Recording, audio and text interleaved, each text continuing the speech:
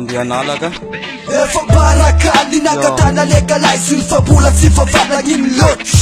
raha antena tafahotry anayam tanàna umeufafana malalaka mba ibanaka setsisakana mba irakana aladafa mazafa sasena tabataba sasena kozy refa manalazy samy managna ny anazy nanaya fagazy ambadikes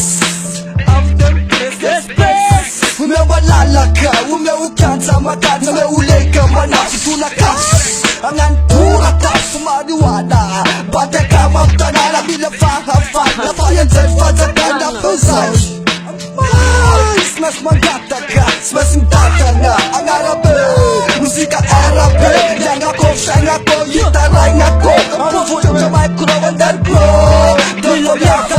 Milalekanay, milalekanay, milaleka pa manao fitindekanay Matindong sekanay, naasumekanay Follow mekro, fasak milalekalas Maneka-leka-gas, jamadasa ketundeka Yefakupnao, panilalekalas Iwakaw, mafana, aputunay kapana mekro Milalekalas, manafly, iketo Maneka fom seka ketundeka elsto Tastage maneka po, pagkup na fato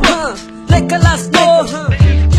Milalekanay, milalekanay, milalekanay, milalekanay, maneka-lekanay, milalekanay, milalekanay, milalekanay, maneka milalekanay. Telo tokana fito zany sy tokony vokeza Kasamy mahatonga anamy kozy meo anay leleka sady seza olo efa napetraky agnaty misy fitofito nandrefetra Anafo-pandrekamako asy lafo lefiny Efa milasaky sagam-bato ny fiseny ambany fasy Solavo sady sisenakasakany Mitovy miafilavitra nafatagna afakeky mampieky sy mivaky Loha misy mpomagno vedety na ivoaka gazety Fa miavaky ny tontolo misy anazy ambany tany Tena kozy zany Fasy fatany Toavy manika lamy masevoboty de milamy Mafely sady eleny manipe kozy mafanina sy misoky Zay midikina zany fôko Apasiavy legalize tiaza sena menimeny Fely sady eleny meny stosy Kalemeny tripleny na senegny Fa vomaika ititroka poasy ny dega